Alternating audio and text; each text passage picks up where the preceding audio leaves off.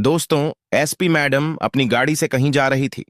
तभी अचानक से रास्ते में उसे कुछ भीड़ दिखाई देती है और जैसे ही मैडम उतरकर देखने लगती है तो उसे देखता है कि कुछ लोग एक व्यक्ति पर पिटाई लगा रहे हैं। इसके बाद मैडम उन लोगों को इधर उधर करती है और पीटने वाले व्यक्ति को देखते ही बड़ी हैरान हो जाती है, क्योंकि दोस्तों, वह जो पिटने वाला व्यक्ति था वह और कोई नहीं, उसी का तलाकशुदा पति था, जिससे कुछ दिनों पहले उसका तलाक हो गया था। इसके बाद इस कहानी में कुछ ऐसा होता है जिसकी किसी ने कल्पना भी नहीं की होगी। क्या हुआ था इस कहानी में? इससे आगे पूरी कहानी की सच्चाई जानने के लिए वीडियो को अंत तक जरूर देखें। उत्तर प्रदेश के लखनऊ के अंदर एक लड़का रहा करता है जिसका नाम है राकेश। राकेश के पास ढेर सारी जमीन जायदाद है, रुपए पैसों की उसे कोई भी दिक्कत नहीं है और वह शादी के योग्य भी हो गया है।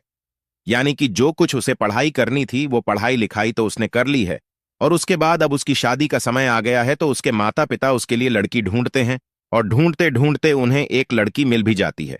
लड़की का नाम होता है नीतू। नीतू जो कि गाजियाबाद की रहने वाली है और पढ़ी लिखी है, उसने ग्रेजुएशन कर ली है और ग्रेजुएशन करने के बाद उसके माता पिता उसके लिए भी शादी के लिए लड़का ढूंढने लगते हैं। तो दोनों के घर वालों को एक दूसरे का रिश्ता पता चल जाता है और उसके बाद दोनों की एक दूसरे से शादी तय कर दी जाती है, क्योंकि नीतू के माता पिता के पास भी ठीक ठाक जमीन जायदाद थी और इधर जो राकेश है उसके पास भी ठीक ठाक जमीन जायदाद है। तो इसके बाद वो लोग दोनों की शादी करा देते हैं और शादी होने के बाद नीतू राकेश के घर में पहुंच जाती है। वहां जाने के बाद अच्छी तरह से राकेश के घर को संभालने लगती है और कोई भी कैसी भी दिक्कत नहीं होती है। नीतू का पति राकेश नीतू से प्यार किया करता है और उसकी हर छोटी मोटी इच्छाओं की पूर्ति किया करता है। इसके बाद एक दिन अचानक से नीतू की एक फ्रेंड जो कि पढ़ने लिखने में काफी ज्यादा होशियार थी और वो पढ़ लिख कर एक बड़ा अधिकारी बन गई थी, वह उससे मिलने के लिए आती है और जैसे ही वह उससे मिलने के लिए आती है तो उसके ठाठ बाट देखकर नीतू के दिल में भी बड़ा अधिकारी बनने की इच्छा जाग जाती है, क्योंकि उस टाइम पर जब वह दोनों पढ़ा करती थी तो नीतू उस लड़की से ज्यादा होशियार थी, लेकिन आज वो एक बड़ी अधिकारी है और नीतू ऐसे ही घर के चूल्हे चौके में रह गई है। तो इस बात को सोचकर वह सोचने लगती है कि क्यों ना मैं भी पढ़ाई लिखाई करूं और पढ़ाई लिखाई करने के बाद मैं भी आईपीएस ऑफिसर बन जाऊं। इसके बाद जब उसकी सहेली वहां से चली जाती है तो वह अपने पति से इस बारे में बात करती है। कहती है कि देखो, ये मेरी सहेली है और ये पढ़ाई लिखाई में मुझसे कमजोर थी, लेकिन आज एक बड़ी अधिकारी है और मैं ऐसे ही घर के अंदर काम धंधा करती हुई रह गई हूं। इसके बाद उसके पति पूछने लगते हैं कि बताओ फिर तुम क्या चाहती हो? तो वो कहती है कि मैं भी एक बड़ा अधिकारी बनना चाहती हूं, जो कुछ ये कर सकती है वो मैं भी कर सकती हूं। अब इस बात को सुनने के बाद जो राकेश होता है वो उससे कहने लगता है कि ये तो बड़ी अच्छी बात है, लेकिन उसके लिए मुझे माता पिता से आज्ञा लेनी होगी, क्योंकि रुपया पैसा तो हमारे पास काफी है, लेकिन एक पद की कमी थी। अगर तुम बड़ा अधिकारी बन जाती हो तो उस कमी की भी पूर्ति हो जाएगी। ऐसा कहकर राकेश नीतू की बात मानने के लिए तैयार हो जाता है और नीतू भी इस बात को सुनकर बड़ी खुश हो जाती है, क्योंकि उसकी सास उसे बधाई प्यार किया करती थी और वह सोचती है कि सास तो मना करेगी नहीं और ना ही ससुर जी माना करेंगे। इसके बाद जब राकेश एक शाम को अपने माता पिता से पूछ बैठता है कि मैं नीतू को पढ़ाना चाहता हूं तो उसकी मां की भौहें चढ़ जाती है, लेकिन जब बेटा बताता है कि मैं भी यही चाहता हूं कि वो पढ़ाई लिखाई करें और पढ़ लिख कर एक बड़ा अधिकारी बने, तो मां को मजबूरन अपने बेटे का कहा मानना पड़ता है, क्योंकि राकेश अपने घर की इकलौती संतान है और वो लोग किसी भी तरह से उसे परेशान नहीं देखना चाहते। इसी वजह से मां भी कह देती है कि कोई बात नहीं बेटा, अगर ऐसी बात है तो ये पढ़ाई लिखाई कर लेगी, घर का काम ही कितना है उसे मैं अपने आप कर लिया करूंगी। ऐसा कहकर माता पिता ने इस पढ़ाई लिखाई को करने की अनुमति दे दी थी और राकेश नीतू से पढ़ने लिखने के लिए कहने लगता है। इसके बाद जब नीतू कोचिंग के लिए बोलने लगती है तो राकेश उसकी इस बात के लिए भी एग्री हो जाता है और कहता है कि ठीक है, अगर ऐसी बात है तो बताओ कौन से कोचिंग सेंटर में तुम्हें एडमिशन लेना है और इसके लिए कितना पैसा खर्च आएगा। यह बात देखकर नीतू अपने पति से और भी ज्यादा प्यार करने लगती है, क्योंकि वह किसी भी बात के लिए उसकी के मना नहीं करता है और वो सोचने लगती है कि ऐसा जीवन साथी मिलना बड़ा ही मुश्किल है।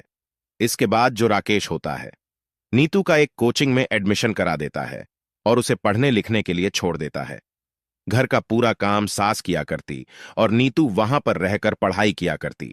धीरे धीरे समय बीतता है और समय के साथ साथ 1 साल व्यतीत हो जाता है, लेकिन इस बार जब नीतू ने एग्जाम दिया था तो पहली बार में ही वो रह गई थी और उसका प्री एग्जाम तक भी क्वालिफाई नहीं हुआ था। अब इस बात को देखने के बाद नीतू थोड़ी सी मायूस होती है और उसके बाद अपने पति से कहने लगती है कि इस बार तो मेरा रह गया है, लेकिन दोबारा से मैं इसको जरूर कर दूंगी और कोई भी कैसी भी दिक्कत नहीं है। अब इस बात को उसका पति तो मान जाता है, यानी कि राकेश तो इस बात के लिए एग्री हो गया था। लेकिन जो नीतू की सास थी वो कहने लगती है कि इस तरह से कैसे होगा, मैं कब तक घर का काम करूंगी। बहू, ये तेरे बस की पढ़ाई लिखाई नहीं है। अगर तू इसमें थोड़ा बहुत भी करती तो भी हम मान लेते, लेकिन ये चीज तुझसे नहीं हो पाएगी। नहीं तो अपनी सास से रिक्वेस्ट करने लगती, कहती कि माँ जी, आप चिंता मत करो, इस बार में मैं पक्का कर दूंगी। मैंने खूब सारी मेहनत की है और जब मेरी सहेली कर सकती है तो मैं इस टेस्ट को क्यों नहीं कर सकती। दरअसल नीतू को पढ़ाई छोड़े हुए 2 साल हो गए थे और इन 2 सालों के गैप की वजह से ही उसके साथ ये सब कुछ हो रहा था। इसके बाद जैसे तैसे करके वो अपने ससुराल वालों को मना लेती है और दोबारा से इस टेस्ट की तैयारी करने लगती है। इधर जो पति राकेश होता है वह कहता है कि नीतू ये लास्ट बार है, अगर इस बार में होता है तो ठीक है, उसके बाद फिर तुम घर का काम धंधा ही देख लेना, उसके बाद तुम्हें ये टेस्ट करने की जरूरत नहीं है।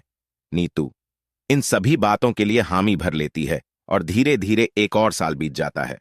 अब जैसे ही दूसरे अटेम्प्ट के प्री एग्जाम का रिजल्ट आता है तो नीतू को पता चलता है कि उसने प्री एग्जाम क्वालिफाई कर लिया है और उसके बाद अब उसे मेन की तैयारी करनी थी। इसके बाद नीतू मेन की तैयारी करने लगती है और उसके पति उसे और भी ज्यादा अप्रिशिएट करने लगते हैं। कहते हैं कि शाबाश नीतू, मेरे हिसाब से तू उसे जरूर कर लेगी और ये दूसरा एग्जाम भी तू आराम से क्वालिफाई कर लेगी। इसके बाद जैसे ही मैच का रिजल्ट आता है तो एकदम से राकेश की उम्मीदों पर पानी फिर जाता है और इधर जो नीतू होती है उसे भी निराशा का सामना करना पड़ता है, क्योंकि इस एग्जाम में नीतू क्वालिफाई नहीं कर पाई थी और उसका सपना उसे टूटता सा दिखाई देता है। लेकिन नीतू ने जो मेहनत की थी उस मेहनत को देखकर नीतू सोचती है कि अगर एक बार और मैं इसको करूंगी तो इसको जरूर से क्वालिफाई कर लूंगी और इस बारे में वो अपने पति से बात करने लगती है। लेकिन इस बार उसका पति उसे साफ साफ मना कर देता है और कहता है कि नहीं नहीं, तू ऐसा नहीं होगा, घर वाले भी खिलाफ है, उनके खिलाफ जाकर मैंने एक मौका तुझे दे दिया है, लेकिन इसके बाद मैं अब तुम्हें मौका नहीं दे सकता। इस बात को सुनने के बाद नीतू को यह बात बुरी लगती है और कहने लगती है कि नहीं राकेश, मैंने बहुत ज्यादा मेहनत की है और मैं तो इसे एक बार करके रहूंगी। अब जब राकेश की बात नीतू नहीं मानती है तो उसके बाद राकेश को गुस्सा आता है और वह चिल्लाकर नीतू से कहने लगता है कि अब मैंने तुमसे कह दिया ना, इसे बंद कर दो तो तुम्हें बंद ही कर देना चाहिए। लेकिन अब तक नीतू के ऊपर इस बात का जुनून सवार हो गया था कि वह कैसे भी करके इस टेस्ट को क्लियर करेगी और एक बड़ा अधिकारी बनेगी, तो इसी वजह से वह अपने पति से उल्टा सीधा बात करने लगती है और कहती है कि मैं तो इस टेस्ट को कर रहूंगी, तुम चाहे जो भी कर लो। अब जब राकेश की मां इस बात को सुनती है कि बेटे की बहू उसे उल्टी जबान लगा रही है तो वह एकदम से वहां पर आ जाती है और अपने बेटे से कहने लगती है कि बेटा, बस इसी तरह से रहना है, क्या इस तरह से तुझसे जबान लड़ाएगी तो फिर तू क्या कर लेगा। अब यह बात सुनकर जो राकेश होता है वह अपनी पत्नी को धमकाने लगता है, लेकिन उसकी जो पत्नी होती है वह फिर से उसे जबान लड़ाने लगती है। अब यह सब कुछ देखकर राकेश और नीतू के बीच में परिस्थितियों ऐसी पैदा हो जाती है कि जो राकेश होता है वह नीतू पर हाथ उठा देता है। अब जैसे ही राकेश ने नीतू पर हाथ उठाया था तो उसे इस बात का बड़ा ही बुरा लगता है और वह सीधा अपने पिता के पास फोन कर देती है और रूठ कर मायके चली जाती है। अब राकेश के यहां से नीतू रूठ कर चली गई थी और वहीं पर जाकर बैठ जाती है। उसका पिता उसे समझाने की कोशिश करता है कि बेटी, ऐसे झगड़े हर घर में हो जाया करते हैं, लेकिन इसका मतलब यह नहीं होता कि तुम रूठ कर यहां पर आ जाओ और अपने घर पर वापस जाओ ही नहीं। लेकिन नीतू अपने पिता से कह देती है कि नहीं पिताजी, ऐसा नहीं है, दरअसल मैं इस पढ़ाई को करना चाहती हूं, अगर वो मुझे इस पढ़ाई को नहीं करवाएंगे तो मैं उसे घर में बिल्कुल से भी नहीं जाऊंगी।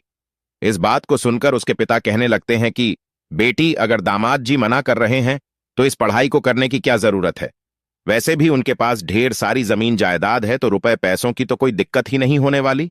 तो वह अपने पिता से कहने लगती है कि पिताजी, रुपये पैसों की दिक्कत नहीं है, लेकिन दिक्कत है तो केवल रुतबे की।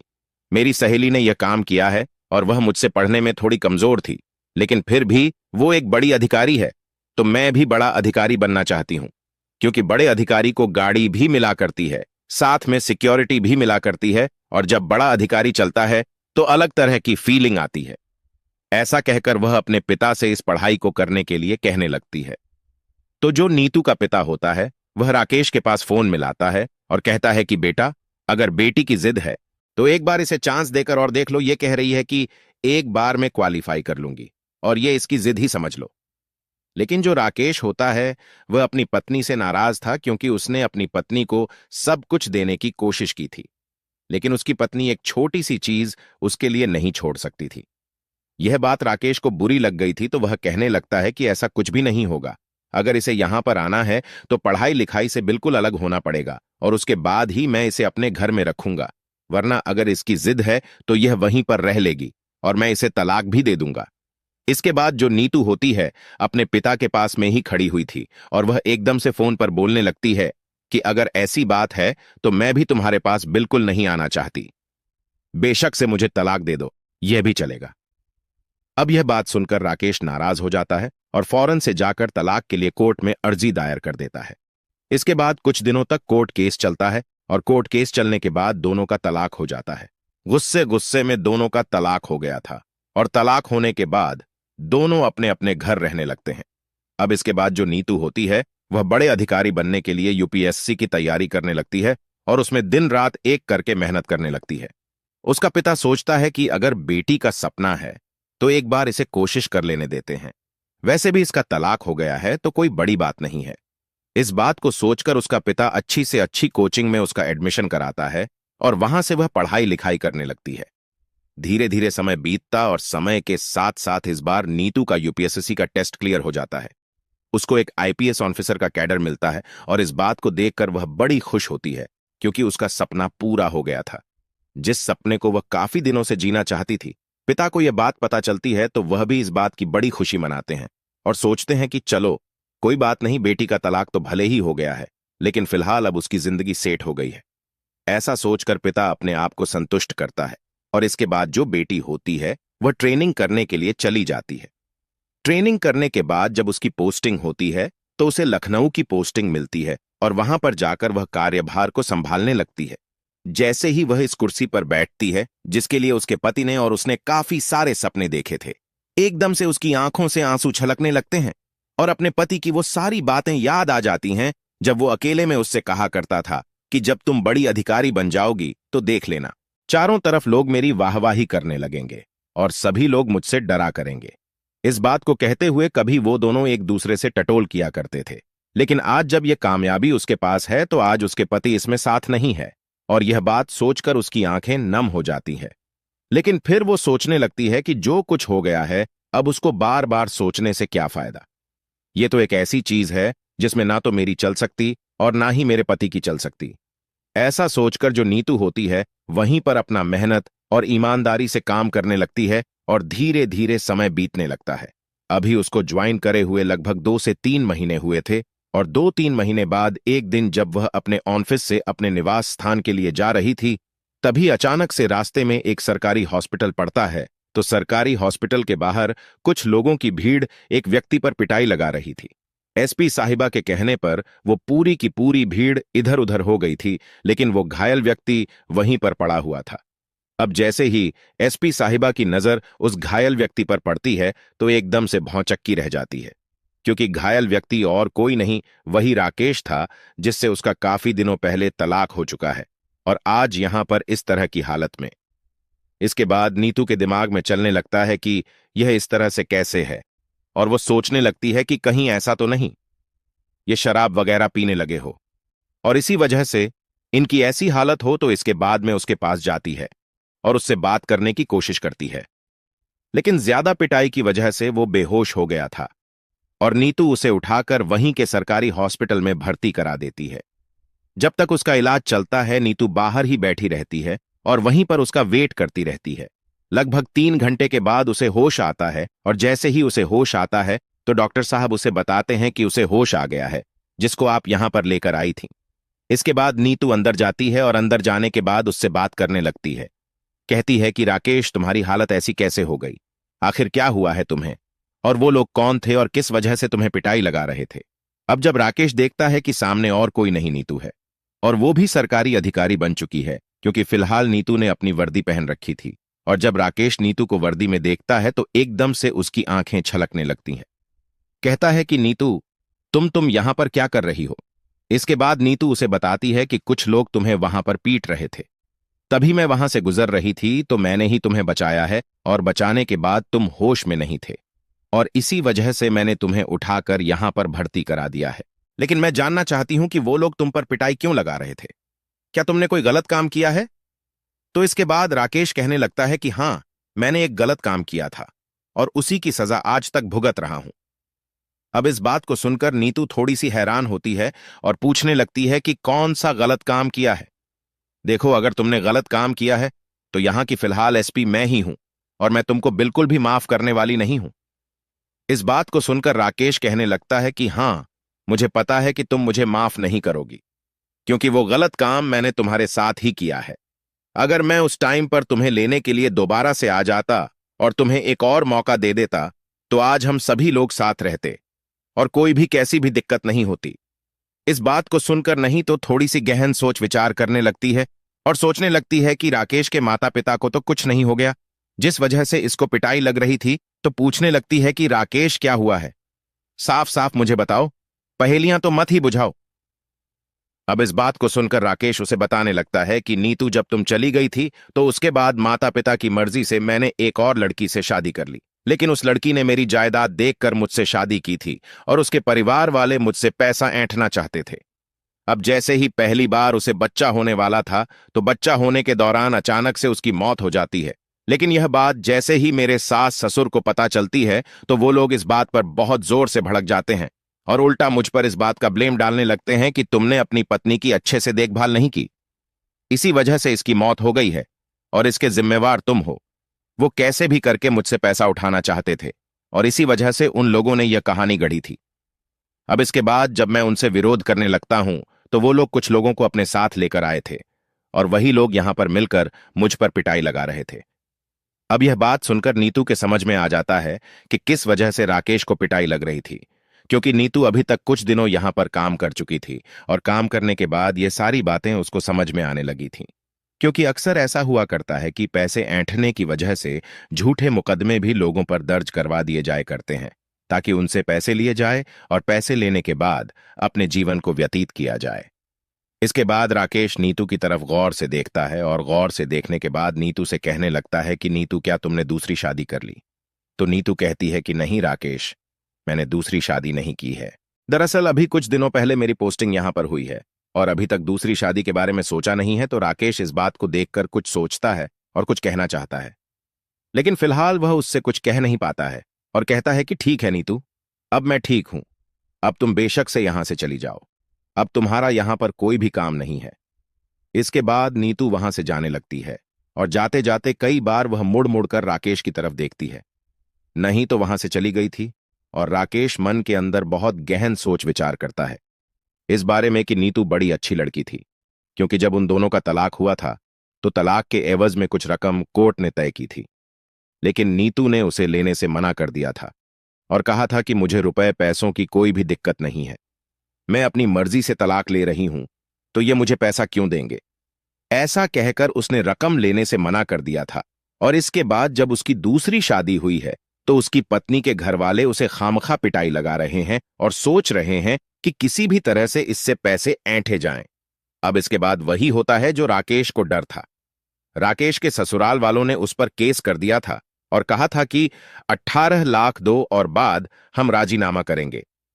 राकेश के पास रुपए पैसों की तो कोई भी कमी नहीं थी, लेकिन उसके पैसे कहीं पर अटके हुए थे और वह 6 महीने बाद आने वाले थे।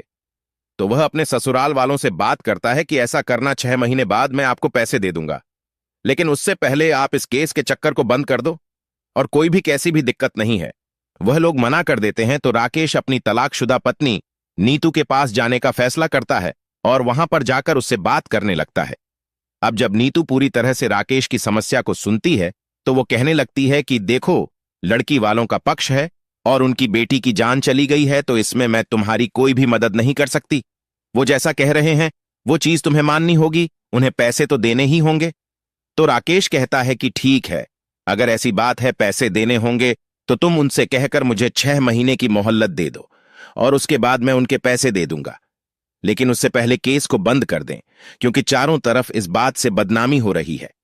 अब इस बात को सुनकर नीतू कहने लगती है कि क्यों तुम्हारे पास पैसे नहीं है, तो राकेश कहने लगता है कि पैसे तो है, लेकिन 6 महीने बाद मेरे पैसे वापस आने हैं। अब इस बात को सुनकर नीतू कुछ सोचने लगती है और सोचकर कह देती है कि ठीक है, अगर ऐसी बात है तो मैं तुम्हें पैसे दे देती हूं और उन पैसों से तुम अपनी जान छुड़ा लेना और उसके बाद में मेरे पैसों को लौटा देना। यह सुनकर राकेश, जो कि मजबूर था नीतू से पैसे लेने के लिए, और वो कहता है कि ठीक है, अगर ऐसी बात है तो तुम ही पैसे दे दो और उनसे हमारा राजीनामा हो जाएगा। राजीनामा होने के बाद नीतू राकेश से बात करने लगी थी। इधर जो राकेश था वह भी नीतू से बार बार मौके ढूंढा करता बात करने की। थोड़े थोड़े करके उसे पैसे लौटाता है और यह बात नीतू को भी समझ में आ जाती है। इसके बाद एक दिन नीतू अपने पिता से बात करती है, क्योंकि उसके पिता उसे शादी के लिए कह रहे थे। तो नीतू कहती है कि पिताजी, क्यों ना मैं उसी लड्ढके से शादी कर लूं जिससे मेरा तलाक हो गया था, क्योंकि जिस दूसरी लड्ढकी से उसकी शादी हुई थी उसकी तो मौत हो चुकी थी और उसका बच्चा भी इसी डिलीवरी के दौरान इस दुनिया को छोड़कर जा चुका था। और उसका पिता जब इस बात को सुनता है तो वह भी इस बात के लिए एग्री करता है। 2 दिन बाद उसका पिता सीधा राकेश के घर पहुंच जाता है और वहां जाकर दोबारा से अपनी बेटी की शादी की बात करने लगता है। राकेश जब यह बात सुनता है तो एकदम से अपने माता पिता से इसलिए हामी भर लेता है। कहता है कि मैं भी यही चाहता था, लेकिन जो कुछ भी हमने नीतू के साथ किया है उस वजह से मैं उनसे कह नहीं पा रहा था। इतनी ही देर में राकेश की मां भी वहां पर आ जाती है और हाथ जोड़कर नीतू के पिता के सामने कहने लगती है कि हमारी पहली बहू तो देवी थी, क्योंकि दूसरी बहू ने आकर उन्हें सब कुछ दिखा दी थी, जिस वजह से वो नीतू को देवी का रूप बता रहे थे। इसके बाद दोनों की बातें तय हो जाती हैं। बातें तय होने के बाद दोनों की दोबारा से शादी हो जाती है। शादी होने के बाद अब दोनों एक दूसरे के साथ हंसी खुशी अपना जीवन व्यतीत कर रहे हैं और अब उस घर के अंदर पैसे के साथ साथ एक सरकारी पोजीशन भी है, जिसकी वजह से सभी लोग राकेश की गांव में इज्जत करने लगते हैं। जिनको भी इस बात के बारे में पता चलता है कि इस तरह से हुआ था तो लोग बड़ा ही आश्चर्य मानते हैं कि इस तरह से कैसे हो गया और ये चीज होना लाजमी नहीं था। तो दोस्तों, ये थी आज की कहानी। आपको कैसी लगी कमेंट बॉक्स में बता देना।